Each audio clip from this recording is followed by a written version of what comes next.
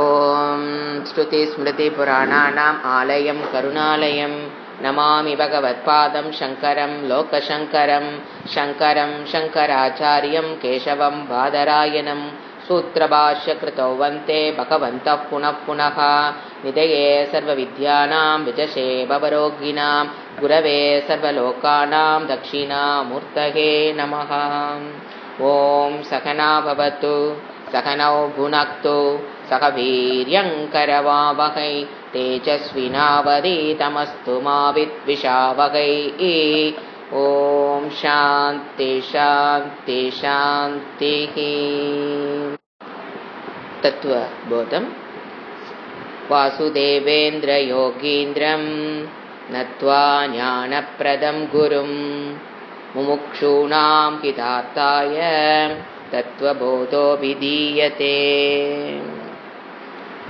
சதாசிவசமாரம்பாம் சங்கராச்சாரிய மத்யமாம் அஸ்மதாச்சாரிய பர்யந்தாம் வந்தே குரு பரம்பராம். இதுல நாம பார்க்க வேண்டியது சாதன சதுஷ்டய சம்பத்தி. இந்த ஆத்ம ஞானத்தை பெறுவதற்குண்டான குவாலிஃபிகேஷன்ஸ் 4. சாதன சதுஷ்டய குரூப் ஆஃப் 4. சாதன சதுஷ்டயம்னா 4. அந்த குவாலிஃபிகேஷன் உள்ள இருக்கு. சம்பத்தி அதனுடன் கூடியவனாக இருக்கணும் அப்படின்னு சொல்றாரு. இது சாஸ்திரம் சொல்றத சங்கராச்சாரியர் சொல்றாரு. அதுல ஃபர்ஸ்ட் நாம பார்த்தோம் நித்திய அனித்திய வஸ்து விவேகம். எது நிலையானது எது நிலையற்றது அப்படின்னு டிஸ்கிரிமினேட்டிவ் பண்ணக்கூடிய சக்தி, பிரித்து அறியக்கூடிய சக்தி. பிரித்து அறியக்கூடிய சக்தினாவ அங்க ஒன்னா இருக்கிறத நம்ம என்ன பண்ண போறோம்? பிரிக்கிறோம். இரண்டும் ஒன்றரை கலந்திருக்குதுன்னு தெரியாத அளவுக்கு கலந்திருக்கிறதான் என்ன பண்ணி ஆகணும்? நாம டிஸ்கிரிமினேட் பண்ணணுங்கிறத புரிஞ்சுக்கணும். அப்போ எது ரெண்டும் நிலையான ஒன்றும் நிலையற்ற ஒன்றும் கலந்து இருக்கிறது, அதை பிரித்து அறிகிற சக்தி தான் விவேகம், அது அறிவு. எது ரெண்டு இங்க கலந்திருக்கு அப்படிங்கிறது வேதாந்த போக போக தெரியும். ஆத்மாவும் அனாத்மாவையும், இந்த என்னுடைய கான்சியஸ் நான், என்னுடைய உடல் ரெண்டையும் கலந்து நம்ம என்ன பண்ணி வச்சிருக்கோம்? நான் புரிஞ்சு வச்சிருக்கோம்.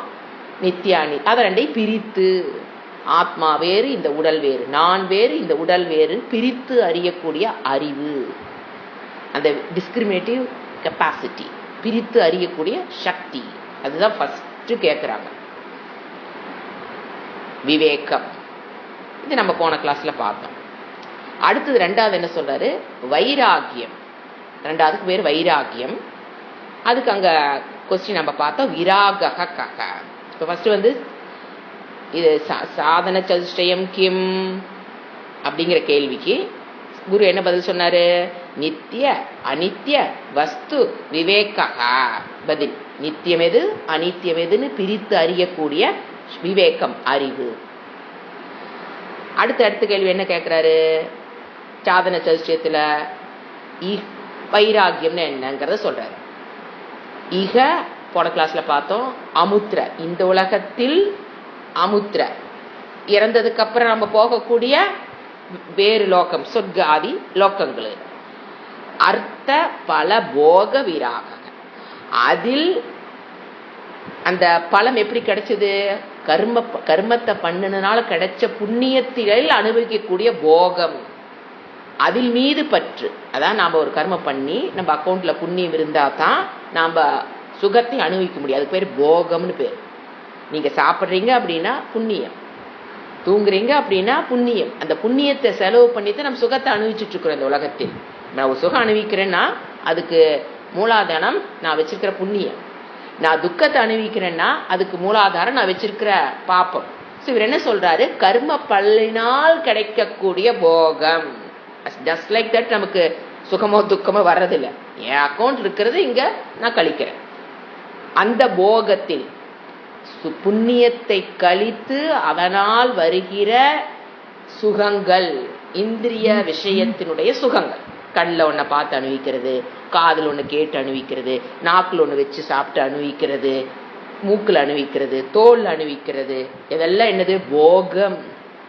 அது இந்த உலகத்திலையும் சரி, இறந்ததுக்கு அப்புறம் நான் சொர்க்கம் போய் அங்க அது அணிவிக்கணும், இதை அணிவிக்கணும், அதை பார்க்கணும், இதை பார்க்கணும், அதை பேசணும். இதுதான் என்னது? போகம். அதில் என்ன சொன்னாரு? விராக, விராகி, பற்றற்று இருத்தல். இப்ப நாம இதுதான் பார்க்க போறோம். விராகம்னா என்ன? விராகி, அதுதான் விராக, வைராக்கியம். ஒன்று நல்லா புரிஞ்சுக்கணும். தத்துவபோதம் ஆரம்பிக்கிறவங்களுக்கும் இப்போ நம்ம வைராகிய சதகம் ஆரம்பிச்சிருக்க 2 கிளாஸும் கோரிலேட் ஆகுது. நீங்கள் ஒன்றை விட்டுட்டீங்க, வைராகிய சதகத்தை விட்டுட்டு நம்ம வெறும் தத்துவபோதம் மட்டும் கேட்கலானாலும் உங்களால் அந்த கம்ப்ளீட் நாளத்தை பெற முடியும். ஏன்னா அது 2 இப்போ ரிலேட் ஆகி போகுது. அங்கே வைராகியத்தை பற்றி இன் டீட்டெயிலாக சொல்லும்போது நம்ம தத்துவபோதத்தில் அவ்வளோ திருப்பி சொன்னதே திருப்பி சொல்கிற மாதிரி வரும். அதனால் நம்ம என்ன பண்ணுவோம்? ஆட்டோமேட்டிக்காக சில விஷயங்களை இங்கே கட் பண்ணி தான் சொல்லுவேன். ஏன்னா அங்கே டீட்டெயிலாக போகிற விஷயம் இருக்கும்போது இங்கே நான் 2ஐயும் ரிலேட் பண்ணி தான் படித்தாகணும். ஸோ எந்த 2ல் 1 சூஸ் பண்ணாதீங்க. பிகினர்ஸ் 2ல் 1 சூஸ் பண்ணிங்கன்னா 1 மிஸ் ஆகும். அதை புரிஞ்சுக்குங்க. ஏன்னா விராகம் நம்ம இப்போ அதில் படிக்கிற அளவுக்கு நம்ம டீட்டெயிலாக படிக்க முடியாது. ஏன்னா அங்கே 100 ஸ்லோகங்கள் எழுதியிருக்காரு பர்திருஹரி. அதில் நம்ம செலக்ட் பண்ணி சில ஸ்லோகங்கள் தான் படிக்க போகிறோம். அவ்வளவு நேரம் அதை பற்றி சிந்திக்கக்கூடிய விஷயத்த நாம் இங்கே என்ன பண்ணுறோம்? மேலோட்டமாக பார்த்துட்டு போகிறோம். வாட் இஸ் வைராகியம்? ஏன்னா வைராகியம்னா என்னன்னு புரிஞ்சுக்கிறதும் கஷ்டம், புரிஞ்சுக்கிட்டாலும் அது நிற்கிறதுங்கிறது அதை விட கஷ்டம். வைராகியம், வைராகியம்னா முதல்ல எது இல்லைன்னு புரிஞ்சுக்கணும். அது ஒரு வெறுப்பு அல்ல, கர்வம் அல்ல. ஏன்னா அவளுக்கு வைராகியம் ஜாஸ்தி அப்படின்னா ஒன்னா அவளுக்கு கர்வம்னு நினச்சிக்குவோம், அல்லது அவங்ககிட்ட இருக்கிற பிடிவாதத்தை நம்ம நினச்சிக்குவோம், அல்லது அவங்க ரொம்ப வெறுக்கிறாங்க அப்படின்னு நம்ம நினச்சிக்குவோம். அந்த அர்த்தம் அல்ல. விருப்பம் இன்மை அப்படின்னா அது வெறுப்பு கிடையாது. முதல்ல புரிஞ்சுக்கணும். விருப்பமின்மைங்கிறக்கும் அது வெறுப்புக்கு நடுவில் ஒரு கேப் இருக்கு. விருப்பமின்மை இஸ் நாட் ஈக்குவல் டு வெறுப்பு. இங்க நாம சொல்றது வெறுப்பு அல்ல, விருப்பம் இன்மை. உலகம் கொடுக்கும் இன்பத்துக்கு அடிமை ஆகாமல் இருத்தல். உலகம் கொடுக்கிற இன்பத்திற்கு நம்மை அழித்து கொள்ளாமல் இருத்தல். ஏன்னா உலகம் கொடுக்கிற இன்பத்துக்கு பின்னால போனீங்கன்னா அது நம்மை அழித்து விடும். அந்த நம்மை அழித்து கொள்ளாமல் இருத்தல், இதை பெறுவது என்பது கடினம். அதாவது என்னென்ன விதமா சொல்லலாம்? இத பூர்த்தி செய்யப்படாத ஆசையால் தொந்தரவு அடையாமல் இருத்தல். இதெல்லாம் வைராகியத்துக்கு நான் சொல்லிட்டே வரேன். பூர்த்தி அடையாத செய்யப்படாத ஆசையினால் மனம் தொந்தரவு அடையாமல் இருத்தல். ஒன்லி இன் போக வஸ்துங்க, மற்ற ஆப்ஜெக்ட் இல்லை. போக விஷயத்தில் இதை நாம் நினைச்சுக்கணும். சுகம் கொடுக்கிற விஷயத்தில் இதை எப்படிங்க பெறுவது? டெஃபினிஷன் பார்த்துட்டோம். பற்றற்ற நிலை. இது நமக்கு ஆபத்தானது கிடையாது. வைராகியம் என்பது ஒரு சுகத்தை கொடுக்கக்கூடியது. யாதனின் யாதனின் நீங்கினான் அதனின் அதனின் இடும்பையில. எதிலில் நீ எந்தெந்த பொருளை நீ விடுறையோ அதுல இருந்து அந்தந்த துக்கங்கள்ல நீ விடுபடுறேன்னு அர்த்தம். அப்போ அது ஒரு சுகம். முதல்ல அதை புரிஞ்சு. வைராகியம் என்பது ஒரு சுகம். சில பேர் சொல்லும்போது ஐயோ வைராகியத்துல பெற்றுட்டா இந்த உலகத்துல என்ஜாய் பண்ண முடியாது. என்னமோ வைராகி நாளைக்கு கதை தட்டி உள்ள வர மாதிரி நம்ம மனசுக்குள்ள அவங்க வேற சொல்லும் போது பார்த்தா நமக்கு சிரிப்பா இருக்கு. என்னமோ ஐயோ வைராகியங்கிறதெல்லாம் வந்துட்டா இந்த உலகத்தை நம்ம என்ஜாய் பண்ண முடியாதுங்க, அதனால இப்பெல்லாம் வேண்டாம் அப்படியெல்லாம் கதவை தட்டிட்டு அது சீக்கிரமெல்லாம் உள்ள வராதுங்க. ஒரு ஜென்மம் வேணுங்க வைராகியத்தை பெறுவதற்கு. ஒரு ஜென்மம். பாடல் தமிழ் பாடலாம் படிச்சிங்கன்னா தெரியும். ஒரு ஜென்மமாகி இன்னும் முடிக்க போறேனே, எனக்கு இன்னும் வைராகியம் இல்லையே, எனக்கு இன்னும் வைராகியம் வரமாட்டேங்குதே. தாயுமானவர் பாடின பாடெல்லாம் படிச்சோம்னா எவ்வளோ கஷ்டப்பட்டுருக்காங்க. அதெல்லாம் சாதாரணமாக கிடைக்கிறது இல்லை. ஜஸ்ட் லைக் தட் ஐயோ வைராகியம் வந்துட்டா என்ன பண்றதுலாம் நினைக்காதீங்க. அதெல்லாம் அவ்வளோ சீக்கிரம் வராது. தலைகீழ நின்னாலும் வராது. புரியுதுங்களா? முதல்ல புரிஞ்சுக்கிறதே கஷ்டம். அப்புறம் அது வர்றதுங்கிறது அது பெரிய சாதனை. Life time project. ஒரு நாள்ல வராது. புரிஞ்சுங்களா? இட் இஸ் தேவைப்படுகிற ஒரு குணம். அது சுகத்தை கொடுக்கக்கூடியது. போன கிளாஸ் சொன்ன மாதிரி அது அன்பில்லாமல் இருத்தல் அல்ல, பாசத்திலிருந்து விடுபடுதல். வைராகியம் என்பது பாசம் வேறு, அன்பு வேறு. பாசத்திலிருந்து விடுபடுவதானே தவிர அன்போடு இருப்போ எல்லா பாசம்னு என்னங்க? அன்புன்னு என்ன? டிமாண்டிங் லவ் இஸ் பாசம். அதனால குற்றம் குறைகளை கண்டுபிடிச்சிட்டு தான் அங்க வந்திருப்போம். டிமாண்டிங் லவ் இஸ் பாசம். அன்புங்கிறது unconditional love towards all living being and all living things is அன்பு. ரெண்டுக்கு நிறைய டிஃபரன்ஸ் இருக்கு. இந்த பாசத்தை தான் நம்ம சொல்ற பற்று அல்லது ஆவா, அது இல்லாமல் இருத்தல், அன்பு இல்லாமல் இருத்தல் அல்ல. முதல்ல வைராகியத்துக்கு டெஃபினிஷன். இப்போ அதற்குண்டான அது எப்படிங்க பெறுதல்? ஃபர்ஸ்ட் தோஷ தர்ஷனம். ஃபர்ஸ்ட் உபாயம் வைராகியத்தை நீங்க பெறணும்னா என்ன உபாயம் மீன்ஸ் அப்படின்னு ஃபர்ஸ்ட் பாத்தீங்கன்னா தோஷ தர்ஷனம். அதாவது எந்த பொருளை பார்த்தாலும் அதில் இருக்கிற தோஷத்தை குறையை பார்த்தல். ஃபர்ஸ்ட் அதுதான், அது பெஸ்ட், அது ஒண்ணுதான் பெஸ்ட் டெக்னிக்கும் கூட. ஏன்னா நம்ம எதை பார்த்தாலும் அதுல இருக்கிற பிளஸ்ஸை மட்டுமே பார்த்து பழகிற ஒரு அடிமை ஆயிட்டோம். எதை பார்த்தாலும் ஒரு பெத்த பையனை பார்த்தாலும் அவங்ககிட்ட இருக்கிற பிளஸ் மட்டும்தான் தேடி தேடி பார்ப்போம். யாராவது ஏங்க உங்க பையன் இந்த தப்புனா அதை மறைத்து அது நம்ம மனசுக்கு எட்டாத அதை ஒரு அதை ஏற்றுக்கொள்ளாத மனதில் தான் எல்லாரும் வாழ்ந்துட்டு இருக்கிறோம். நான் acceptance of the negative side of any relations, friends அல்லது ஆப்ஜெக்ட்ஸ். அது என்ன பண்ணு, எந்த பொருளுக்கு ரெண்டு காயினுக்கு ரெண்டு சைடு இருக்க மாதிரி எந்த பொருளுக்கும் ரெண்டு இருக்கும். சுகமும் இருக்கும், துக்கம் இருக்கும், சரியும் இருக்கும், தவறும் இருக்கும். அந்த மாதிரி தோஷ தர்ஷனத்தை பார்த்தல். ஃபர்ஸ்ட் என்ன தோஷம்? எந்த ஒரு பொருள் உங்களுக்கு சுகத்தை கொடுக்குதோ அதுலதான் தோஷம். எந்த ஒரு பொருள் உங்களுக்கு ஆனந்தத்தை கொடுக்குதோ, அது பொருளோ ஆப்ஜெக்டோ எக்ஸ்பீரியன்ஸோ எது வேணா இருக்கலாங்க, அதுல இருக்கிற அனித்திய சுகத்தை பார்க்கணும். அது எனக்கு தொடர்ந்து சுகத்தை கொடுக்க முடியாது. இப்ப டிவி, செல்போன் நாம அது ஒரு ஆனந்தத்தை கொடுக்குதுன்னு தான் அதை போய் கையில் எடுக்கிறோம். அதை நீங்க எப்படி வேணா அந்த செல்போனை யூஸ் பண்ணலாம். ஆனா செல்போன் எடுத்து கையில வச்சதுக்கு அப்புறம் பாத்தீங்கன்னா எதற்காக எடுத்தமோ அதுக்கு செலவிட நேரத்தை தவிர அந்த சுகத்துக்காகத்தான் அதிக நேரம் செலவிடுறதுனால கையில செல்போன் அவ்வளவு நேரம் வச்சிருக்கிறோம். சோ எடுத்து அந்த வேலையை முடிச்சுட்டு ஆஃப் பண்ணி வச்சுட்டோம், எடுக்கிறோம், பேசணும், பேசிட்டோம், வச்சுட்டோம். இல்ல ஒரு மெசேஜ் பாக்குறோம், பார்த்துட்டோம், வச்சுட்டோம். அப்படின்னா அது அது நம்மள பிரச்சனை பண்ணாது. அதுக்குள்ள அப்படியே போய் போய் போய் போய் அதுதான் இந்திரிய சுகத்துக்காக அந்த செல்போனை யூஸ் பண்றோம்னு அர்த்தம். செல்போன் வேண்டான்னு சொல்லல, அதுல சுகத்தை நாடி நீ அந்த பொருளுக்குள்ள போகாத. ஏன்? அது அனித்திய சுகம் தான் கொடுக்கும். பெர்மனண்டான சுகத்தை இந்திரிய போக விஷயங்கள் கொடுக்காது. ஐஸ்கிரீமா இருந்தாலும் சரி, செல்போனா இருந்தாலும் சரி, இல்ல எந்த இந்திரிய சுகமா இருந்தாலும் அது அனித்தியம், நிலையற்றது. ஒரு காலத்தில் தோன்றி ஒரு காலத்தில் இருந்து ஒரு காலத்துக்கு அது மறைந்து விடும். தொடர்ந்து நித்தியமான ஆனந்தத்தை நீ நினைக்கிற மாதிரி நித்தியமான ஆனந்தத்தை அதனால கொடுக்க முடியாது. எங்க நித்தியமான ஆனந்தத்தை கொடுக்காட்டி பரவாயில்லைங்க, எனக்கு கொஞ்ச நேரம் கொடுத்தா போதுங்க, நான் புத்தி சொல்லும். நித்தியமானதுல எனக்கு வேண்டாம், கொஞ்ச நேரம் கொடுத்ததில்ல அது போதும், அதே இல்லாம இருக்கனாமா, கொஞ்ச நேரம் அது கொடுக்குதாமா, உட்கார்ந்து பார்த்தா என்னவாமா, அடிமைப்படுத்தும். அது இல்லாமல் என்னால் வாழ முடியாதுங்கிற நிலையில கொண்டு நம்மளை உட்கார வச்சிரும், அடிமைப்படுத்தும். அந்த பொருளோ ஆப்ஜெக்டோ எக்ஸ்பீரியன்ஸோ நபரோ எதை வேணாலும் நீங்க அடிமை ஆயிருவீங்க. நீங்க அடிமைதான் ஆயிட்டு போறனே. அதனால என்ன, என்கிட்ட காசு இருக்கு, சொத்து இருக்கு, பணம் இருக்கு, இதை வீசிப்பட்டா இன்னொரு 10 செல்போன் வாங்கக்கூடிய சொத்து இருக்கு, அடிமையான என்ன? சில பேர் கேட்கறவங்களும் இருக்கா. அடிமை ஆகுதல் என்பது மனம் பலகீனமாகி கொண்டு வருவதனுடைய விளைவு. நீங்க அடிமை ஆக ஆக எந்தெந்த விஷயத்துக்கு நீங்க அடிமை ஆகுறீங்களோ அந்தந்த அவ்வளவு பர்சன்டேஜ் அங்க மனம் என்ன ஆயிட்டு இருக்கோ, பலம் இழந்து போய்விடும். அதோட சக்தியை அது இழந்து விடும். எதை தைரியமாக எதையும் ஃபேஸ் பண்ணக்கூடிய சக்தி அது இழந்து விடும். இந்த காலத்துல நம்ம பாக்குற ஜெனரேஷன், யங்கர் ஜெனரேஷன் ஒண்ணுமில்லாத பிரச்சனையை அவங்களால ஜமாளிக்க முடியல, பெருசாக பூதாகரம் பண்றாங்க. அந்த காலத்துல எவ்வளவு பிரச்சனையும் ஒண்ணுமில்லாத சாதாரணமா டீல் பண்ணிட்டாங்கன்னா வாட் இஸ் தி டிஃபரன்ஸ்? அந்த காலத்துல மனம் அவர்களுக்கு பலப்பட்டு இருந்தது. ஏன்? அடிமையான விஷயங்கள் குறைவு. இந்த காலத்துல அடிமையான விஷயங்கள் அதிகமோ அதிகம், எதுக்கோ அடிமையாகி வச்சிடறாங்க. அந்த அளவுக்கு என்ன ஆயிருது, மனம் பலகீனம்.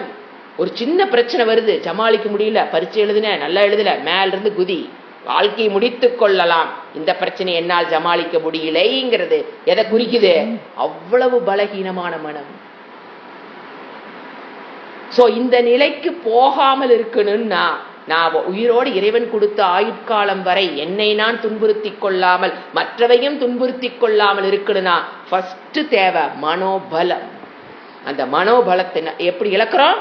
அடிமைத்தனத்தினால் மனம் பலத்தை இழந்துவிடும். எதையும் தைரியமாக இந்த பிரச்சனை உலகத்தில் ஃபேஸ் பண்ணக்கூடிய தைரியத்தை இழந்துவிடும். பிராண்ட் எப்படி உடல் ஆரோக்கியம் இழக்கும் போது எல்லா நோய்களுக்கும் அது இதாகுதோ அதுபோல் மனம் எல்லா விதமான மனநோய்களுக்கும் நாம் ரெடி ஆயிடுவோம். மனம் பலகீனமாச்சுன்னா மனநோய் நம்ம எது அழித்து விடும். அடுத்தது இந்திரியங்கள் பலம் இழக்கும். நீங்க எந்த இந்திரியத்தை யூஸ் பண்ணி அந்த சுகத்தை அனுபவிக்கிறீங்களோ, என்ன எடுத்தோம், செல்போன் எடுத்தோமா, அது என்ன பண்ணுது, கண்கள் தன்னுடைய பலத்தை இழந்து கொஞ்ச நாள் தான், அதுக்கப்புறம் அதனுடைய பலத்தை, ஏன்னா நமக்கு ஒரு பிராரப்தம் ஒரு 70 வயசுல வச்சுக்கோங்களேன், நாம 70 வயசு வரைக்கும் கண் இருக்க மாதிரி தான் இறைவன் கொடுத்துருப்பாரு. நாம அதிகமா யூசேஜ் பண்ண அது 40-50லே போயிடும். அப்புறம் மிச்சம் இருக்கிற 20 வயசு என்னதான் பண்ணணும், ஒரு கொடுமையான வாழ்க்கையை தான் வாழணும். காது நமக்கு 70 வருஷம் வர கொடுத்துருப்பாரு, அதை இந்த காதுக்குள்ள போட்டு சொருகி அது அதிகமா அதுக்கிட்ட வேலை கொடுக்கும் போது அது 70 வயசு வரைக்கும் வர வேண்டிய காது 40-30 என்ன ஆயிரும், முடிஞ்சிடும். இந்திரியம் தன்னுடைய பலத்தை எவ்வளவு நாள் தான் உழைக்கும், முடிஞ்சிடும். அடுத்தது எந்த இந்திரிய சுகத்தை நீங்க எடுத்தாலும் அதுல ஒரு அதிருப்தி, ஒரு திருப்தி கிடைக்காது, அதிருப்தி தான். எந்த இந்திரிய சுகத்தை அனுப்பிச்சா கடைசியில முடிச்சு வந்து எங்க நிப்போம், அந்த அதிருப்திங்கிற வேர்டு தான். எப்படி நம்ம சொல்றோம், எனக்கு போர் அடிக்குது, அந்த வார்த்தை வாயிலிருந்து வருதுன்னா என்ன ஆயிருக்கீங்க, அதிருப்திக்காரன். எதுலயும் ஒரு திருப்தி கிடையாது, அதிருப்தி. இப்ப நீங்க ஒரு எக்ஸாம்பிள் சொல்லனா, லட்டு ரொம்ப பிடிக்கும், ஒரு லட்டு சாப்பிட்றீங்க, 2 லட்டு சாப்பிடலாம், மீறி போனா 3 லட்டு சாப்பிடலாம். 10வது லட்டு எப்படி இருக்கும், அந்த சுகத்தை கொடுத்த லட்டு, முதல் லட்டு தான் சுகம். 10வது லட்டு சாப்பிடு, 11வது லட்டு உள்ள இருக்கிறதெல்லாம் வெளியில வரும். சோ அதிருப்தி, அதுல பூர்ணமான சுகம் கிடைக்காது. அடுத்தது துக்க மிஸ்ரித்துவம். எந்த சுகத்திலும் பின்னால துக்கம் இருக்கு, நாம் அதை கவனிக்க பர்பஸா அவாய்ட் பண்ணி அதை பார்க்க மாட்டோம். எந்த ஒரு இந்திரிய சுகத்தை எடுத்தாலும் என்ன இருக்கும், அந்த other side of the coin துக்கம். அது நீங்க கண்ணை யூஸ் பண்ணீங்கன்னா, எதை யூஸ் பண்றீங்களோ அது மூலியமா நமக்கு என்ன வரும், துக்கம். இதை மாதிரி சொல்லிக்கிட்டே போகலாம், வைராகிய சதகத்துல ஃபுல்லா வரும். இதெல்லாம் எதுக்கு, இது எல்லாத்தையும் எல்லா பொருளும் பார்க்க தெரியும். தோஷ தர்ஷனம் தான் நமக்கு வைராகியத்தை கொடுக்கக்கூடிய முதல் உபாயம். எதுக்கு, நித்திய அனித்திய வஸ்து விவேகத்தின் மூலியமாக நம்ம என்ன புரிஞ்சுக்குவோம், இது நித்தியமானது, இது அனித்தியமானது. அப்போ அந்த அனித்தியத்தின் மேல் இருக்கிற பற்றை விடுதல் தான் வைராக்கியம். சோ விவேகம் பழுத்தால் கிடைக்கக்கூடியதா வைராக்கியம். நீங்க வைராக்கியத்தை போய் டக்குன்னு பிடிக்க முடியாது, எனக்கு வைராக்கியம் வேணும் வைராக்கியம் வேணும். விவேகத்தினுடைய பழகி நித்திய அனித்திய வஸ்துங்கிறத பிரித்து டிஸ்கிரிமினேட் பண்ணி பண்ணி பண்ணி பண்ணி பண்ணி பழகி பழகி பழகிதான் வைராக்கியம் தானா கிடைக்கும். வைராக்கியத்தை போய் எட்டி தனியா பிடிக்க முடியாது, இது நிலையற்றது, இது தோஷ தர்சனம் அப்படிங்கிறத திரும்பி திரும்பி சிந்தித்தால் நமக்கு கிடைக்கக்கூடிய ரிசல்ட் வைராகியம். வைராகியம் என்பது சுகம், ஒரு பற்றற்ற நிலை. இதுக்கு பேரு விஷய தோஷ தர்ஷனம்.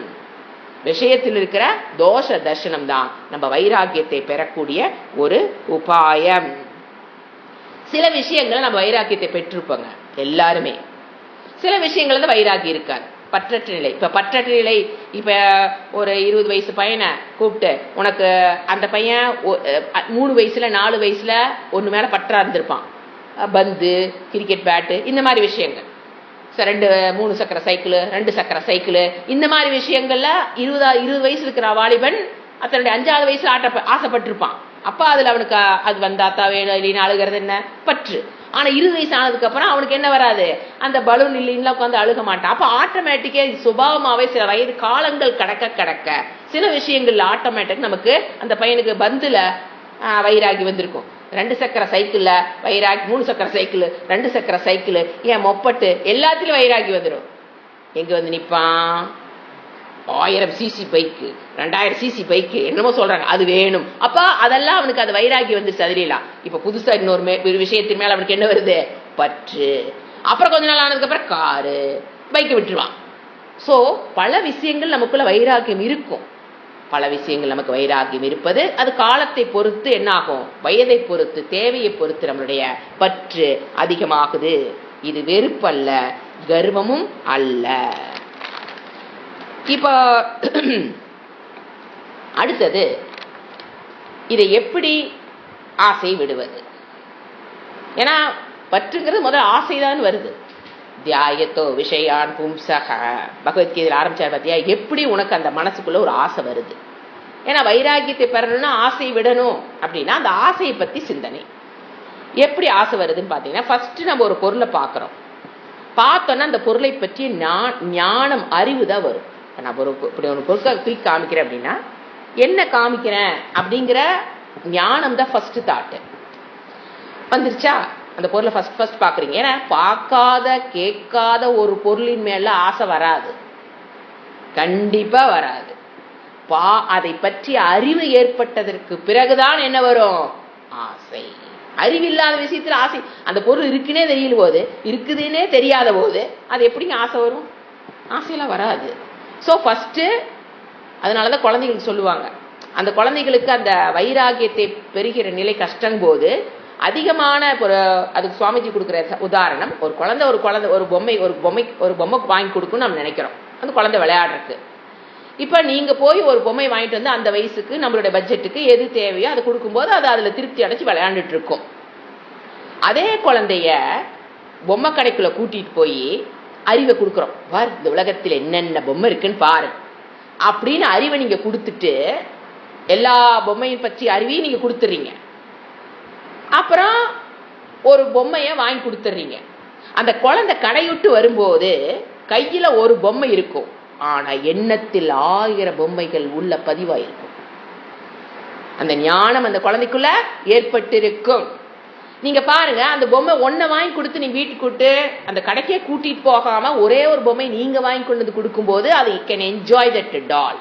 ஏன்னா அதுக்கு வேற அறிவு இல்லை, வேற என்னென்ன இருக்கு நம்ம அதையெல்லாம் மிஸ் பண்ணிட்டு இதை மட்டும் வாங்கிட்டு வந்திருக்கிற அறிவு இல்லப்போ. அப்ப அந்த குழந்தை அதை நல்லா என்ஜாய் பண்ணும். சைக்காலஜி தான் அதெல்லாம். அதே கடைக்கு கூட்டிட்டு போய் எல்லாத்தையும் காமிச்சிட்டு ஒண்ணு வாங்கிட்டு வந்தீங்கன்னா அந்த கையில ஒரு பொம்மையோட வரும், ஆனா மனதுக்குள்ள 1000 பொம்மைகள் உள்ள பதிவு பண்ணி வச்சிருக்குது. அதனால இது பொம்மை கையில கொடுத்தோன்ன கொஞ்ச நேரத்துல அது போர் அடிக்கு. அந்த வார்த்தை நீங்க நல்லா கேட்டு பாருங்க. அந்த குழந்தைக்கு சொல்ற வார்த்தை, எனக்கு இது போர் அடிக்குது, இது வேண்டாம், எனக்கு அவ்வளவுதான், எனக்கு வாங்கி கொடுத்து விளையாடு, ஏன் தூக்கி போடுற, அது எனக்கு போர் அடிக்குது, எனக்கு வேண்டாம். ஏன்னா அந்த பதிவு உள்ள இருக்கு பாத்தீங்களா, இம்ப்ரெஷன்ஸ், அதுல உள்ள குழந்தை நாடும். இதை விட அது நல்லா இருந்தது இல்ல, அது இருந்தது இல்ல, அது இருந்தது இல்ல, அதை நாம வாங்கலாமா, இதை நாம வாங்கலாமான்னு என்ன ஆகுது அந்த குழந்தைக்கு, ஆசை.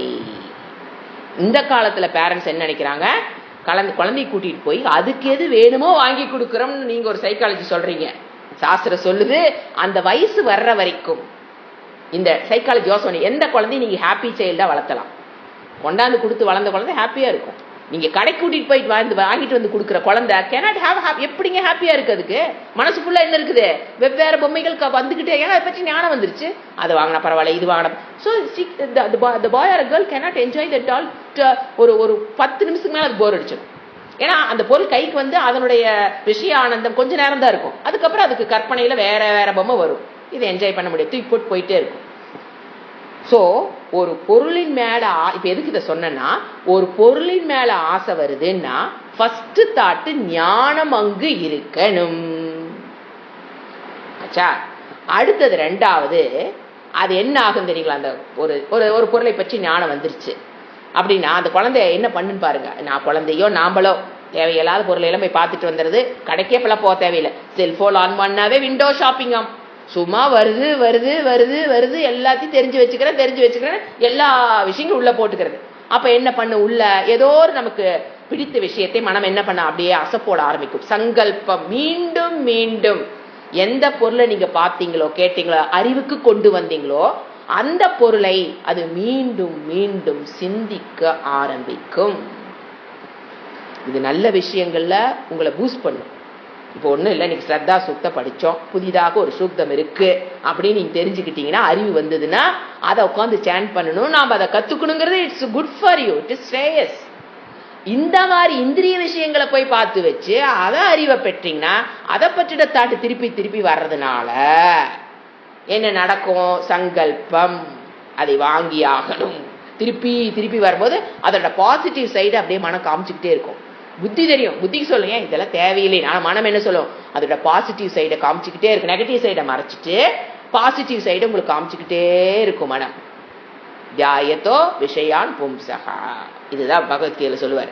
அதுக்கப்புறம் என்ன ஆகும், சோபனா அத்தியாசம், ஃபர்ஸ்ட் சங்கல்பம், இதை வாங்கணுங்கிற சங்கல்பம் வரும். ஃபர்ஸ்ட் ஞானம், அதை திருப்பி திருப்பி சிந்திக்கும் போது சங்கல்பம். அடுத்து மூணாவது சோபனா அத்தியாசம் சொல்லுவோம். அப்படின்னா அதுல இருக்கிற பாசிட்டிவ் சைடை மட்டும் பார்க்கறது. சோபனா அத்தியாசம், நெகட்டிவ் சைடை விட்டுட்டு பாசிட்டிவ் சைடை மட்டும் பார்க்கறது. அந்த சுகத்தை அனுபவிச்சா இது நல்லது, அதுக்கு நல்லது, அப்படி நல்லது, பாசிட்டிவ் சைடை மட்டும் மனம் பார்க்கும். அடுத்தது சுக விருத்தி புத்தி, சுக விருத்தி புத்தி, அதுல இருக்கிற சுகத்தை மனம் அசைப்போடும். சுக விருத்தி புத்தின்னு சொல்லுவோம். அந்த பொருள்னால் கிடைக்கக்கூடிய சுகத்தை என்ன பண்ணிக்கிட்டே இருக்கும், மனம் புத்திக்கு காமிச்சுக்கிட்டே இருக்கு. ஏன்னா நீங்க வாங்கணும்னு நினைச்சீங்கன்னு வச்சுக்கோங்களேன், புத்தி ஓகே சொன்னா தான் நீங்க வாங்குவீங்க. மனம் மட்டும் ஓகே சொன்னா நீங்க வாங்க மாட்டீங்க, அது மனதுக்கு தெரியும். அப்ப மனம் என்ன பண்ணும், புத்தியை கைக்குள் போடுறக்கு பார்க்கும். ஏன்னா முடிவெடுத்து சாரதி யாரு, புத்தி தானே. அது வேண்டான்றோம், கம்முன்னு ரெண்டு போயிடும். உடனே மனம் என்ன ஆகும், இப்படி அது புத்திக்கு புத்தியை மயக்கும். இந்த மனம் புத்தியை மயக்கும். அதோட பாசிட்டிவ் சைடு அது சங்கல்பம் பண்ணி மனம் அதை பாசிட்டிவ் சைடை மட்டும் காமிச்சு சோபன அத்தியாசம் சுகத்தை காமிச்சுக்கிட்டே இருக்கு. இதுல இந்த சுகம் இருக்கு, இந்த சுகம் இருக்குன்னு புத்தியை என்ன பண்ணிக்கிட்டே இருக்கும், குழப்பிக்கிட்டே இருக்கும். இந்த இடத்துல புத்தி வெல்லுதா மனம் வெல்லுதாங்கிறது நம்மளுடைய வில்பவரை பொறுத்தது. கம்னு கட அப்படிங்கிறவன் மனதை தன் கட்டுக்குள் வைத்தவன். இல்ல மனம் சொல்லுது சரின்னா தன் புத்தி. கடைசியில் அவர் என்ன சொல்லுவார் பகவத்கீதையில, புத்தி நாசம். எப்ப மனதினோட பேச்ச புத்தி கேக்குதோ அவன் அழிவை அவனே தேடிக்கொள்வான். வேற யாரும் ஒருத்தர் அவனை அழிக்குங்கிற தேவையே இல்லை. எப்பவுமே மனம் யாரோட கண்ட்ரோல் இருக்கணும், சாரதி புத்தியோட கண்ட்ரோல் இருக்கணும். புத்தி சொன்னா மனம் கப்புன்னு இருக்கணும். இல்லைன்னா இந்த பலகீனமான மனம், பல விஷயங்களுக்கு அடிமையான ஆன மனம் என்ன பண்ணும், புத்தியை மயக்கிறோம். பலமான மனம் புத்தியை மயக்காது. பலகீனமான மனம் தான் என்ன பண்ணிட்டு இருக்கோம், இந்த வேலையெல்லாம் பண்ணிட்டு இருக்கோம். அப்ப புத்தி மயங்குச்சு அப்படின்னா அவன் அந்த பொருளை போய் வாங்கிட்டு வந்துடுறான். சோ இதுக்கு என்ன பண்ணணும்னா யதா தர்ஷனம் வரணும். யதா தர்ஷனம் தான் வைராக்கியத்தை பெறுவதற்குண்டான ஒரு உபாயம். உள்ளதை உள்ளபடி காணுதல். ஒரு பொருளை பாக்குறீங்க, அதுல இருக்கிற பிளஸ்ஸை மட்டும் பார்த்துட்டு இருக்கும்போது புத்தி என்ன சொல்லணும், இதுல என்னென்ன மைனஸ் இருக்கு. சோ நம்மளுடைய மனதுக்கு எதை கொடுக்கணும், அந்த பொருளின் மூலம் வருகிற பிளஸையும் அதை பார்க்க வைக்கிறீங்க. அது நீங்க பொருள் மனம் பார்க்குதுன்னா கூடவே அதனுடைய மைனஸையும் யதா தர்ஷனம் போத் பிளஸ் அண்ட் மைனஸ் அதை நம் மனதுக்கு காமிக்கணும். அதாவது நான் அந்த பொருளை வாங்கிட்டு வந்தாலும் அவன் கடைக்காரன் சொல்லுவான், ஏங்க இது 100 வருஷத்துக்கு கேரண்டி. ஆஹா 100 வருஷத்துக்கு கேரண்டியா நாம வாங்கிட்டு வருவோம். நாம அடுத்த நாளே போயிட்டா, அடுத்த மாசமே போயிட்டா, அடுத்த வருஷமே நாம போறக்கு வாய்ப்புகள் இருக்கும்போது அந்த பொருள் 100 வருஷம் இருந்து என்னத்தை பண்ண போகுது. சோ ஏதோ ஒரு காலத்தில் காலம் நம்மை அந்த பொருளிடமிருந்து பிரிக்கும். காலத்துக்கு அந்த சக்தி உண்டு. காலத்துக்கு என்ன சக்தி உண்டு, நாம விருப்பப்பட்ட ஆசைப்பட்ட பொருளை நம்மிடமிருந்து பிரிக்கக்கூடிய சக்தி படைத்தது காலம். இன்னொன்னு பாருங்க, இப்ப குளிர்னு ஒரு விஷயம், அப்போ அந்த விஷயம் பாருங்க சில நேரத்துக்கு அது பிடித்ததா இருக்கு, சில நேரத்துக்கு அது கஷ்டமா இருக்கும். இந்திரிய சுகம் என்னது, குளிர்னு எனக்கு பிடிக்கும். வெய்ய காலத்துல ஏதாவது கூலா கிடைக்காதான்னு ஓடுறோம், அப்ப குளிரை நோக்கி ஓடுற மனம் ஆசைப்படுது. அதே நல்ல பனிகாலத்துல எதை நோக்கி ஓடுறோம், குளிர் வேண்டாம் உஷ்ணத்தை நோக்கி ஓடுவோம். இப்ப வெய்ய காலத்துல குளிரை நோக்கி ஓடுறோம், குளிர்காலத்துல வெயில நோக்கி ஓடுறோம். சோ எல்லாமே என்னது, காலத்துக்கு உட்பட்டது. சில விஷயங்கள் குளிர் பிடிக்குதுங்கிறது வெய்ய காலத்துல மட்டும்தான். குளிர்காலத்துல என்ன பிடிக்குது, குளிர் பிடிக்காது. எதை பிடிக்குது நமக்கு, ஒரு தீய மூட்டி பக்கத்துல உட்கார்ந்தா நல்லா இருக்குமே. சோ விஷயங்கள் cannot decide your desires. அந்த விஷயங்கள் உங்களுடைய ஆசையை தூண்டுவதில்லை. நம்ம மனதில் இருக்கிற எண்ணங்கள் தான் என்ன பண்ணுது, அந்த பொருளை போய் பிடிக்குதே தவிர விஷயங்களுக்கு அந்த சக்தி கிடையாது. ஏன்னா ஒரு காலத்துக்கு அது நம்ம தேவைன்னு நினைக்கிறோம் குளிர், ஒரு காலத்துக்கு குளிர் வேண்டான்னு நினைக்கிறோம். உஷ்ணத்தை ஒரு காலத்துக்கு வேணும்னு நினைக்கிறோம், ஒரு காலத்துக்கு வேண்டான்னு நினைக்கிறோம். அப்படின்னா ஆசை என்பது டிசையர் என்பது விஷயங்களில் இல்லை, என் மனதில் தான் என்ன இருக்குது, டிசையர்ஸ். அடுத்தது இன்னொன்னு ஜென்ம மிருத்யு வியாதி அனுதர்ஷனம். வைராகியத்தை பெறுவதற்கு அடுத்த உபாயம் ஜென்ம மிருத்யு வியாதி அனுதர்ஷனம். இந்த பிறப்பை பற்றியும் இறப்பை பற்றியும் சாஸ்திரம் என்ன சொல்லுது? ஜென்ம, இதெல்லாம் இறைவன் கொடுக்குற வார்த்தை, தமிழாக்கம் பண்ணிட்டு இருக்கேன், அவ்வளவுதான். ஜென்ம பிறப்புனா என்ன, மிருத்யு இறப்புனா என்ன, வியாதினா என்ன, அதாவது ஜரானா என்ன, ஒரு உடல் நம்ம எடுத்திருக்கிறோம் அப்படின்னா இது எதற்கு உட்பட்டது அப்படிங்கிறத அணுதர்ஷனங்குது. ஒரு நாள் பார்த்துட்டா பத்தாது, தொடர்ந்து நீ மனசுக்கு என்ன பண்ணிட்டே இருக்கணும்? இந்த உடம்பை பற்றிய நிலையாமையை நீ கொடுத்து கொண்டே இருக்க வேண்டும். உடலினுடைய நிலை, இன்னைக்கு நம்ம தான் மெடிடேஷன் பண்ணணும். உடலினுடைய நிலையாமை அடிக்கடி நினைச்சுக்கிட்டே இருக்கணும். அப்பதான் இந்த உடலின் மீது எனக்கு நினைக்க நமக்கு வைராகியம் ஏற்படும். ஸோ வைராகியம் எனக்கு ஆனி மாதம் 10வது நாள் காலையில் வரும் அப்படியெல்லாம் கணக்கு போட்டு வச்சு இந்த டைமில் இவ்வளோ நாள் இதை ப்ராக்டிஸ் பண்ண உனக்கு இந்த டைமில் வைராகியம் கிடைக்கும்லாம் சொல்ல முடியாது. அது மெதுவாக பல வருடக்கணக்காக நம்ம எதை ப்ராக்டிஸ் பண்ணணும்? விவேகம். வைராகியம்னு ஒன்று போய் ப்ராக்டிஸ் பண்ண முடியாது. விவேகம், நித்தியம் அனித்தியம், நித்தியம் அனித்தியம்ங்கிறத பிரித்து பிரித்து அதனுடைய நிலையாமை, அனித்தியத்தினுடைய நிலையாமையை தொடர்ந்து சிந்திப்பதின் மூலமாக ஆட்டோமேட்டிக்கா அதுல பற்று போயிடும். எங்க பிடிக்கும்? நித்தியம். நித்தியத்தை பிடிச்சிட்டாலும் வைராகியம் பெற்றாச்சுன்னு அர்த்தம். 2 ப்ராசஸ். அனித்தியத்தை விடுறதும் நித்தியத்தை பிடிக்கிறதும் அட் அ டைம் ஒரே ப்ராசஸ் தான். இது தனியா விட்டுட்டு கொஞ்ச நாள் இருந்து போய் நித்தியத்தை பிடிக்கிறது இல்லை. நீங்க நித்தியத்தை விடுவதும் விட்டுட்டீங்கன்னா எதைத்தான் போய் பிடிச்சாகணும்? மனம் ஏதோ ஒன்றுதான் பிடிச்சாகணும். அப்ப நித்திய வஸ்துவை போய் பிடிக்கும். அப்போ அதுதான் என்னது?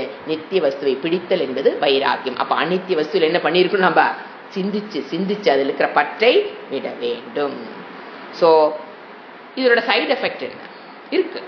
எல்லா மருந்துக்கும் ஒரு சைடு எஃபெக்ட் இருக்கு பாத்தீங்களா? வைராகியத்துக்கு ஒரு சைடு எஃபெக்ட் உண்டு. இந்த வைராகியத்தை பெற்றுட்டு நான் வேதாந்த வகுப்புலேருந்து வெளியில போயிடுறேன் அப்படின்னா உலகத்தின் மீது ஒரு வெறுப்பு, ஒரு உதாசீனம் கண்டிப்பாக வருவது சைடு எஃபெக்ட். அதை நீங்க மறுபடியும் நம்ம என்ன பண்றோம்? டாக்டர் போறோம், ஒரு மருந்து சாப்பிட்றாரு, கொடுக்குறாரு, அது வயிற்று புண்ணு பண்ணிரும். சைடு எஃபெக்ட் என்ன பண்ணணும்? அந்த வயிற்று புண் பண்ணாம இருக்கிறதுக்கு ஒரு மருந்து கொடுத்துருவாரு.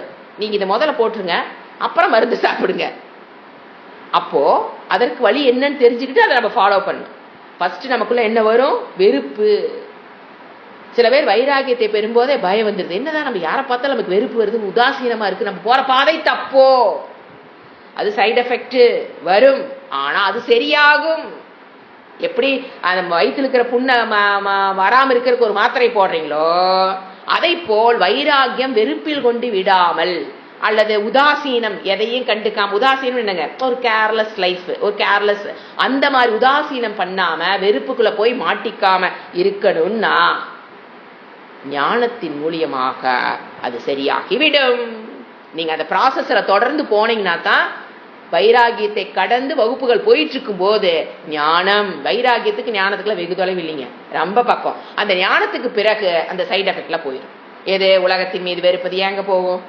ஈஷா வாஷ்யம் இதகும் சரும் யாதனா வெறுக்கிறது, யாரனா விரும்புறது, யாரனா வெறுக்க. அறிவு என்ன? இங்க இருப்பதனைத்து இறைவனை விருத்து வேற இல்லைன்னு உங்களுக்கு அந்த ஞானத்துல போய் நீங்க நின்னுட்டீங்க, அதுல நின்று உங்களால டிரான்சாக்சன் பண்ண முடியுதுன்னா யார வெறுக்கிறது? இருப்பது அகம் பிரம்மாஸ்மி, பிரம்மேவ இதகும் சர்வம், நான் பிரம்மமாக இருக்கிறேன், அந்த பிரம்மமேவ இதகும் சர்வம், ஈஷா இங்க இருப்பது அனைத்து பிரம்மனை தவிர்த்து வேற இல்ல அப்படிங்கிற அறிவு பெற்றதுக்கு அப்புறம் நீங்க யார உதாசீனம் பண்ண முடியும்னு நினைக்கிறீங்க? யார வெறுக்க முடியும்னு நினைக்கிறீங்க? யாரையும் வெறுக்க, யாரை வெறுத்தால் எதுக்கு சமம்? என்னை வெறுப்பதற்கு சமம். உலகத்தில் ஒரு ஜீவன் சாப்பிடாம இருந்து அது நான் சாப்பிடாமல் இருப்பதற்கு சமம். உலகத்தில் 100 பேர் சாப்பிட்றத பார்த்தனா நான் சாப்பிட்றதுக்கு சமம்னு அறிவுல போய் நின்னதுக்கு அப்புறம் யார வெறுக்கிறது? யார உதாசீனம் பண்றது? சோ அந்த நிலை வந்ததுக்கு அப்புறம் வைராகியத்தினுடைய சைடு எஃபெக்ட் அந்த மருந்து கொடுத்து தீர்த்து புரிஞ்சுக்கணும். ஏன்னா வைராகியத்தை பெறும்போது எல்லாத்துக்கும் வர ஒரு டவுட், எனக்கு என்ன உலகத்துல பற்று இல்லாத மாதிரி ஒரு வருதே, ஐயோ பயமே, பயப்பட தேவையில்லை, அது சைடு எஃபெக்ட். அது நம்ம என்ன ஈஸ்வர தர்ஷனேன அல்லது ஆத்ம தர்ஷனேன, ஈஸ்வரனை அறிவதாலோ ஆத்ம ஞானத்தை பெறுவதாலோ எதிலிருந்து நம்ம வெளிப்பற்றலாம்? வெறுப்பில் இருந்தும் உதாசீனத்தில் இருந்தும் நாம் விடுபட்டு விடலாம். ஐயோ வெறுப்பு வருதே அதனால வைராகியத்து போக கூட நம்ம நினைக்க கூடாது, முட்டாள்தனம். நம்பரமா முட்டாள்தனம். ஏன் எனக்கு உலகத்து மேல வெறுப்பு வர மாதிரி இருக்கே, ஐயோ இந்த வைராக்கியம் எல்லாம் வேண்டான்னு விட்டு விடக்கூடாது. ஏன் இந்த ஜென்மத்தில் விட்டீங்கன்னா அடுத்த ஜென்மம் திருப்பி இதுக்கு ஒரு சூழ்நிலை இறைவன் உருவாக்கி கொடுப்பாரு, திருப்பி நீங்க வைராக்கியத்தை தான் பெறணும். அதுக்கு இந்த ஜென்மத்தில் என்ன பண்ணிடலாம், வைராக்கியத்தை பெறுவதற்கு முயற்சி. நீங்க விட்டாலும் இறைவன் உங்களை விட மாட்டார். அடுத்த ஜென்ம மனித சரீரத்தை கொடுத்து பெறா வைராக்கியத்தின்னு ஒரு மனித சரீரத்தை கொடுத்துருவார். சோ எந்த சரீரமாக இருந்தாலுமே மனித சரீரம் கொடுப்பதை வைராக்கியத்தை பெற்று ஞானத்தை பெறுதல், இதுதான் எனது வைராக்கியம். இதனுடைய டீட்டெயில் நீங்க வைராத சதக வகுப்புகள் அட்டன் பண்ணும்போது இன் டீட்டெயிலா பார்க்கலாம். நான் ஏன்னா ரொம்ப ஷார்ட்டா தான் சொல்லியிருக்கிறேன் வைராக்கியம். இப்ப அடுத்தது விவேகம் பார்த்துட்டோம். நித்திய அனித்திய வஸ்து விவேக நித்திய இக அமுத்திர அதெல்லாம் பார்த்துட்டோம். இப்ப நம்ம பார்க்க வேண்டியது அடுத்த மூணாவது சாதன சதுஷ்டய சம்பத்தி. இதுல ஒண்ணுல 6 இருக்கும். ஷம தம, அதாவது ஷமோ தம. என்ன கேட்பா, சமாதி சாதன சம்பத்தி கா. வைராக்கியம் முடிச்சாச்சு. அடுத்த கொஸ்டின் சமாதி சம ஆதி சமம் முதலிய சாதன சம்பத்தி கா. அந்த குவாலிபிகேஷன் என்ன? சமம் முதலியன்னு சொல்லிட்டீங்களே, மூணாவதுல 6 இருக்கு. ஃபர்ஸ்ட் விவேகம், ரெண்டாவது வைராக்கியம், மூணாவது சம ஆதி. இப்ப மூணாவதுல 6 வருது குவாலிபிகேஷன்ஸ். ஐயோ என்னங்க போயிட்டே இருக்குதே, இதெல்லாம் என் வாழ்க்கையில பெற முடியுமா? ரொம்ப கஷ்டங்க, இந்த வேதாந்த வகுப்பு வேண்டாம், ஒன்றும் வேண்டாம், நான் என் வேலையை பார்த்துட்டு போறேன். அப்படி அல்ல. இதில் இந்த குவாலிஃபிகேஷன் எல்லாம் ஓரளவுக்கு நீங்க உள்ள வச்சிருக்கிறதுனாலதான் வகுப்புக்குள்ளேயே உட்கார்ந்துருக்கீங்க. No doubt in that. அதை மறுபடியும் இன்னும் கொஞ்சம் ஞானத்தை பெறுவதற்குண்டான அளவுக்கு நம்ம என்ன பண்ணா போதும், குவாலிஃபிகேஷன் வளர்த்திட்டா போதும். அதுக்கப்புறம் ஞான நிச்சயம் எப்ப என்ன ஆகும், இன்னும் கொஞ்சம் வளர்த்துற மாதிரி வருமே தவிர இதை பெற முடியாது. பெறுவது கடினம், பெற முடியாதது அல்ல. எவ்வளவு முயற்சி போடுறீங்களோ அந்த அளவுக்கு நம்ம அதுல பெற்றுவிடலாம். இப்ப என்ன சொல்றாரு, சம ஆதி. சம ஆதி முதலிய அப்படின்னா ஆதினா என்னென்ன, அந்த 6 சமம் தமம், கீழே அடுத்தது உபரமம் திதிக்ஷா ஸ்ரத்தா சமாதானம். இப்ப 6 குணங்கள் சொல்றாரு. ஒன்னொன்னா பார்க்கலாம். சம மன அடக்கம், தம இந்திரிய அடக்கம், உபரம ஸ்வதர்ம அனுஷ்டானம், ஸ்வதர்ம அனுஷ்டானம், திதிக்ஷா பொறுமை, ஸ்ரத்தா நம்பிக்கை. ஒன்னொன்னு இன் டீட்டெயில் பார்க்க போறோம். ஸ்ரத்தா நம்பிக்கை, சமாதானம் மன அமைதி.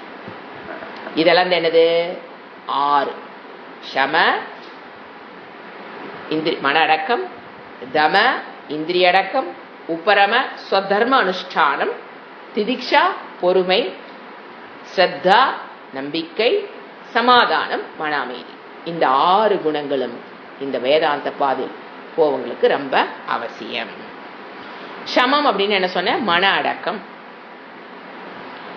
இந்த சமத்துக்கு முன்னால நம்ம ஃபர்ஸ்ட் எதை பார்க்கணும், தம இந்திரிய அடக்கத்தை பார்க்கலாம். அதுக்கப்புறம் எங்க வரலாம், சமத்துக்கு வரலாம். இந்திரிய அடக்கம். இப்போ இதெல்லாம் மனதுக்கு கொடுக்கக்கூடிய எக்ஸசைசஸ் இல்லைங்களா. இந்திரிய அடக்கம், இந்திரிய அடக்கமா இருந்தாலும் மன அடக்கமா இருந்தாலும் திதிக்ஷாவா இருந்தாலும் மனம் place a very important role. What is மனம்? அதை பார்த்துட்டு தான் என்ன பண்ண முடியும், இந்திரிய அடக்கம் மன அடக்கத்துக்கு போகணும். மனம் என்றால் என்ன? மனம் என்பது அந்தக்கரணம். நம்ம உடம்புல இருக்கிற இப்ப இதெல்லாம் பகிர்கரணம், கை காலு, இதெல்லாம் கரணம்னா இன்ஸ்ட்ருமெண்ட்ஸ். ஒன்றை பிடிக்கிறதுக்கு, ஒன்னு இருந்து ஒரு பக்கம் போறக்கு நமக்கு ஹெல்ப் பண்ற இன்ஸ்ட்ருமெண்ட்ஸ் கரணம். கரணம்னா இன்ஸ்ட்ருமெண்ட். அந்த மாதிரி மனம்ங்கிறது என்ன சொல்லுது சாஸ்திரம், அந்தக்கரணம். உங்க உடம்புக்குள்ள உடம்பு ஃபுல்லா வியாபித்திருக்கிற, உடம்புக்குள்ள இருக்கிற ஒரு கரணம் அந்தக்கரணம். அந்தம்னா உள்ளேன்னு அர்த்தம். அது தாட் ஃபார்ம். எப்படி இருக்குது, கண்ணில பார்க்க முடியாது, சூக்ஷ்மம். தாட் ஃபார்ம், விருத்தி ரூபம், எண்ணமயம். எண்ணம்னா தாட், 3 சொல்லி எண்ணமயம்.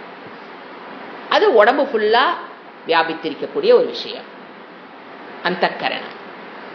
அது 2 விதமா செயல்படும்.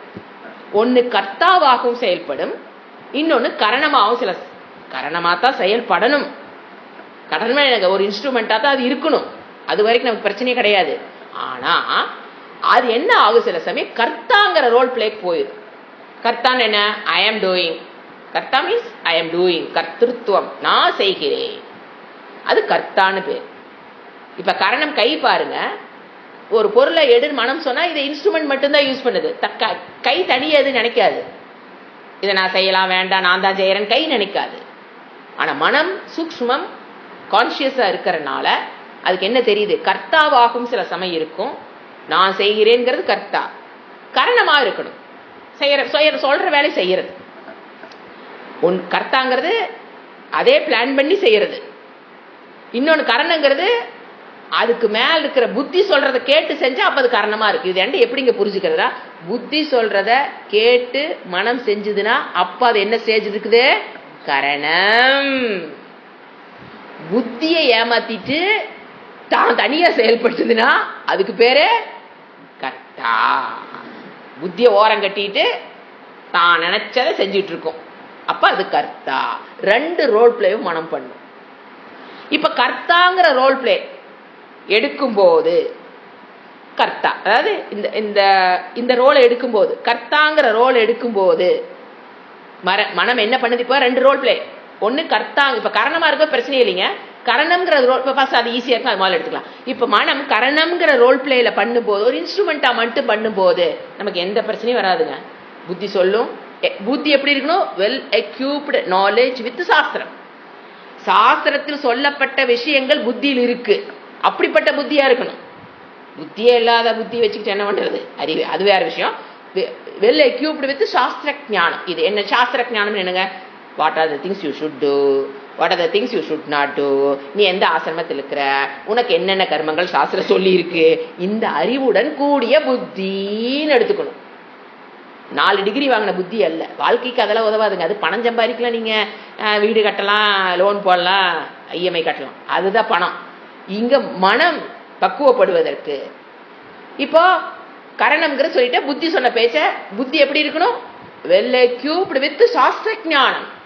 தர்மம் அதர்மம், சாஸ்திரம் எது செய்ய சொல்லிருக்கு, எதை செய்ய வேண்டாம்னு சொல்லுது, செஞ்சதுனால என்ன பாப்பம், செய்யாதனால என்ன பாப்பம், செஞ்சதுனால என்ன புண்ணியம், எது சரி எது தவறு, எது தர்மம் எது அதர்மம், அப்படிங்கிற வெல் எக்யூப்டு சாஸ்திர புத்தியை நீங்க உபனிஷத்துக்களுடைய அறிவு உள்ள இருக்கணும்.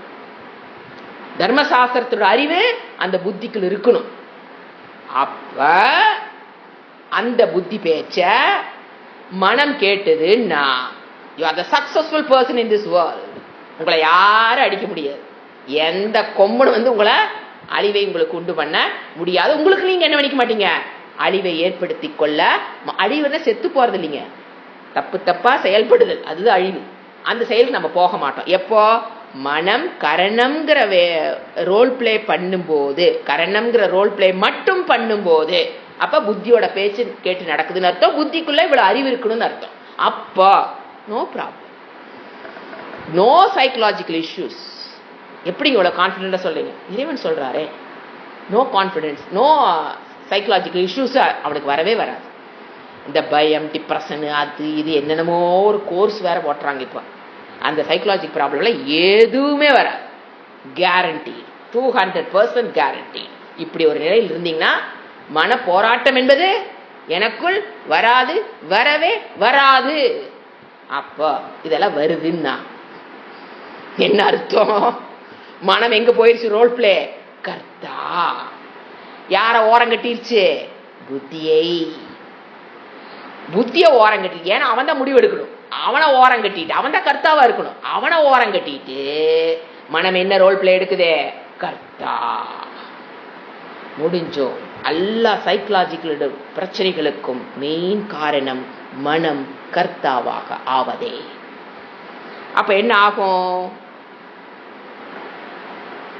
மனம்னாவே சஞ்சல ஆத்மிகா, பின்னால வரப்போகுது அதெல்லாம். மனம் அது முடிவெடுக்க கூடாது. ஏன் தெரியுங்களா, அது சஞ்சல ஆத்மிகா புத்தி. அது புத்திங்கிறது நிச்சயாத்மிகா, இது சஞ்சலம் முடிச்சது. மனம்ங்கிறது இது என்ன சொல்றது, இது சரியா அது சரியா, இது தப்பா இது தப்பா, அப்படிங்கிற சஞ்சல ஆத்மிகா தான் அதனுடைய நேச்சரே. மனதினுடைய சுபாவமே நிலையாமைதான்.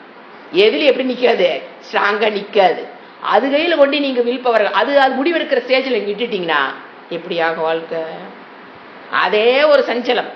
சஞ்சலம் என்னங்க, சித்த நேரம் இது சரின்னு நினைக்கும், கொஞ்ச நேரத்துக்கு தப்புன்னு நினைக்கும், அந்த மாதிரி சில நேரத்துக்கு இது சரி, இப்படியே மாத்தி மாத்தி நினைக்கக்கூடியது. என்னது, செஞ்சனா செய்யலையா, வீட்டை பூட்டுனா பூட்டலையா, சாப்பிட்டனா சாப்பிடலையா, எல்லாமே இப்படியே உள்ள ஓடிக்கிட்டே இருக்கு அதுக்குள்ள. அது nature of mind, that is needed for survival. இறைவன் கொடுத்த வரப்பிரசாத மனம், அது பழிக்க கூடாது. அது இருக்கிறனால தான் நம்ம இவ்வளவு நம்ம திங்க் பண்ண முடியுது. ஸோ அதை நம்ம எப்படி ஹேண்டில் பண்ணணும்னு தெரியணும். ஸோ அது கையில கொண்டு நீங்க கர்த்தாவா நீ முடிவு நீயே எடுத்துக்க மனமே அப்படி நீங்க கொண்டு விட்டுட்டீங்கன்னா யார ஓரம் கட்டியாச்சு, புத்திய ஓரம் கட்டிட்டு மனம் பேச்சு மனம் போன போக்கெல்லாம் போக வேண்டாம். அந்த ஒரு வார்த்தைக்குள்ள இத்தனை அர்த்தம் வச்சு எழுதி வச்சிருக்காங்க அவையார். அது முடிவெடுக்க விட்டுட்டீங்கன்னா போயிடாத. என்ன சொல்றாரு அவை, நீ மனம் போன போக்குல போயிடாத. ஏன் உன் அழிவை வேற யாருமே உனக்கு கொடுக்க தேவையில்லை. ஏன் நான் அழியன்னு நினைச்சேன்னா நான் மனம் பெண்ணாலே போனேன்னா கர்த்தாவை பண்ணி விட்டுனா, மனம் போன போக்குங்கிறது மனதை கர்த்தாங்கிற ரோல் பிளேக்குள்ள விட்டுட்டீன்னு அர்த்தம். அவங்க சொல்றது விட்டுட்டீன்னா அழிவு நிச்சயம். அப்ப என்ன பண்ணணும் நம்ம?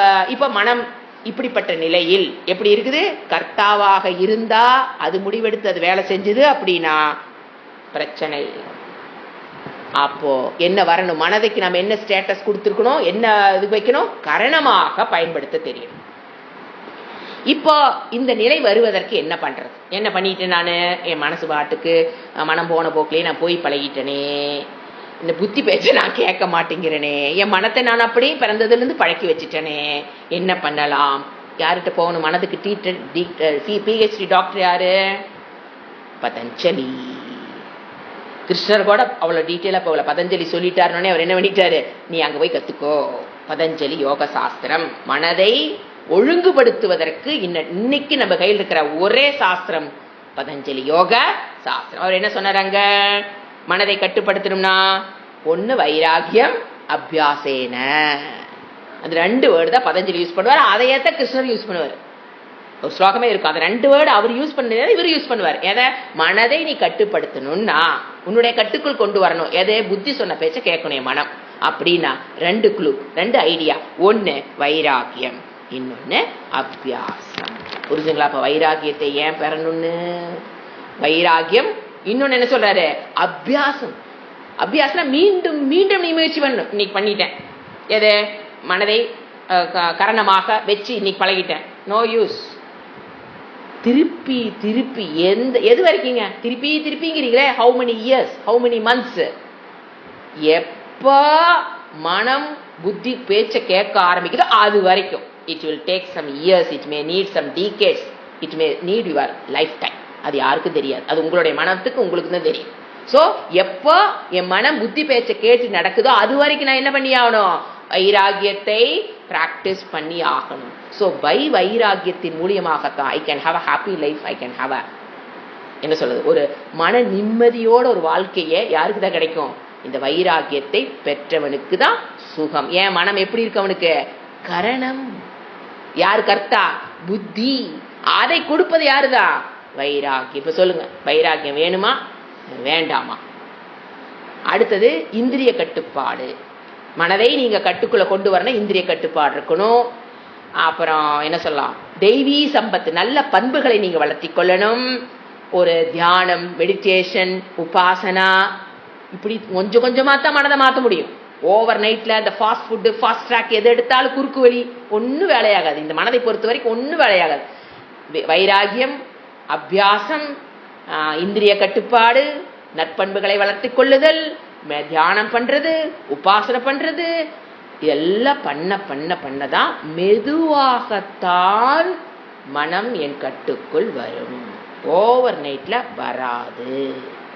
சரி, இதெல்லாம் பண்ணுனா என்னங்க பலன்? வைராகியத்தை பண்ணணுங்கிறீங்க, அபியாசம் பண்ணணுங்கிறீங்க, இந்திரியத்தை அடக்கி இதெல்லாம் பண்ணி நான் என்ன பண்ண போறேன்னா, அப்பதான் mind will be your slave. You will be the master, the mind will be your slave.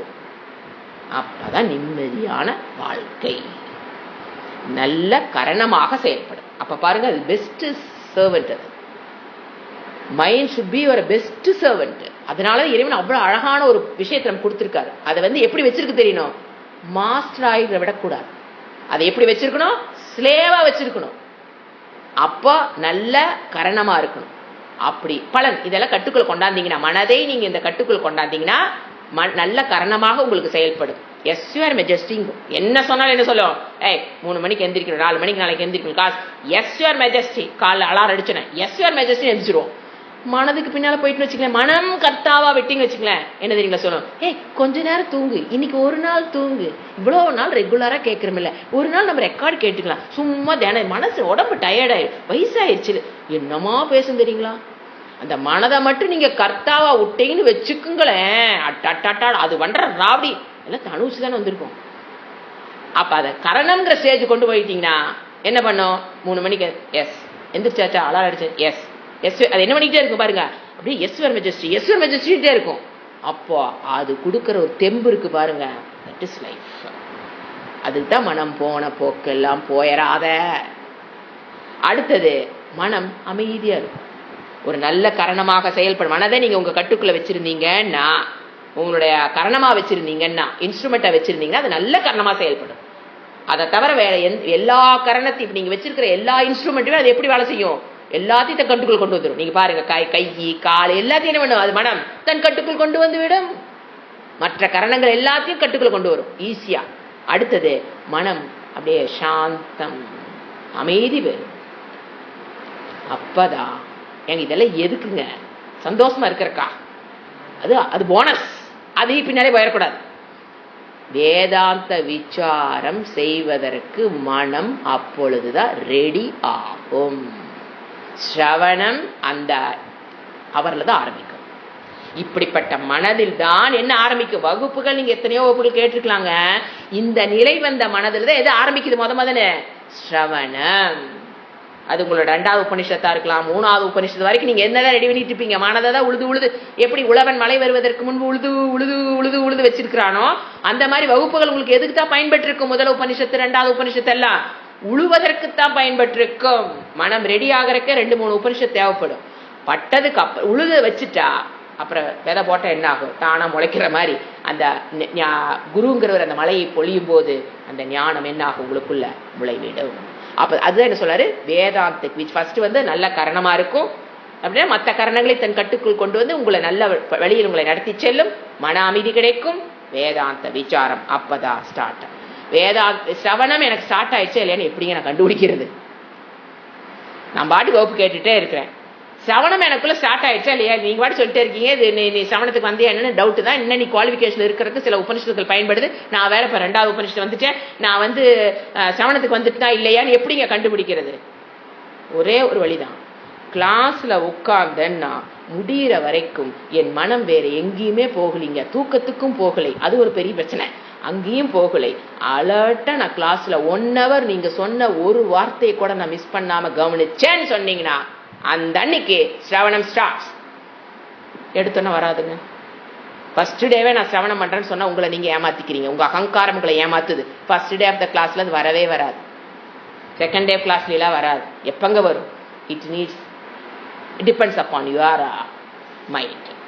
ஒருத்தருக்கு 40வது கிளாஸ்ல வரலாம், ஒருத்தருக்கு 50வது கிளாஸ்ல வரலாம், ஒருத்தருக்கு 100வது கிளாஸ்ல வரலாம், ஒருத்தருக்கு 200வது கிளாஸ்ல வரலாம், ஒருத்தருக்கு 300வது கிளாஸ்ல வரலாம். எப்படியோ வரணும், அவ்வளவுதான். அது எத்தனை கிளாஸ் நீட்ஸ்ங்கிறத இந்த மாதிரி குறுக்கு புத்தியில சிந்திச்சுட்டு இருக்க கூடாது. 1 hourனா 1 hour நான் அப்படியே உட்காந்துருக்கேன். அந்த அன்னைக்கு தான் நீங்க எதை ஆரம்பிக்கிறீங்க.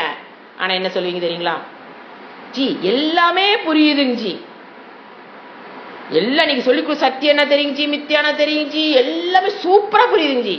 ஆனா அந்த பட்டுன்னு ஒண்ணு போட்டீங்கன்னு வச்சுக்குங்களேன், ஆனா அப்படின்ட்டீங்கன்னா நான் முடிச்சுக்குவேன். ஓ சரி புரிஞ்சு போச்சு,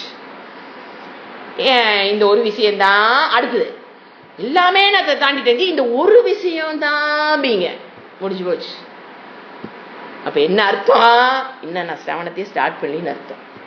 ஏன்னா அகங்காரம் ஒத்துக்காது. இத்தனை வருஷம் கிளாஸ் கேட்டிருக்கேன், நான் எப்படிங்க என்ன சிரவணத்துக்கு வராம இருப்பேன், நான் மனநத்துக்கு வந்துட்டேங்க. உங்களுக்கு என்ன தெரியும், நான் நிதித்தியாசனம் இருக்கம்பாங்க. அதுவும் ஆனா போட்டுட்டீங்கன்னா எங்க இருக்கீங்க, சிரவணத்துலதான் இருக்கிறோம். சில உண்மைகள் வலிக்கும், கசக்கும், குரு சொல்லித்தான் ஆகணும், வேற வழி கிடையாது. It's my duty. ஆனாங்கிற வேர்டு அதை அடிக்கடி வேணும் சொல்றதே. இந்த பட்டுங்கிற வார்த்தையை லைஃப்ல என்னைக்கு தொலைக்கிறியோ அந்த அன்னைக்கு நான் சொல்ல வேண்டாம், நீயே தெரிஞ்சுக்கோ, யூ கேன் ப்ரொக்ளைம் ஐ அம் ஞானி. நான்லாம் வந்து சொல்லவே தேவையில்லை, யூ கேன் ப்ரொக்ளைம். ஸோ சவணம் பண்றக்கே இவ்வளவு என்ன தேவை? அந்த ஃபர்ஸ்ட் எப்ப தர சவணம் ஸ்டார்ட் பண்றேன்னா, எப்போ 1 hour என்னால உட்கார்ந்து கவனிக்க முடியுதுங்க போது நான் ஒரு உதாரணம் கொடுத்தேன்.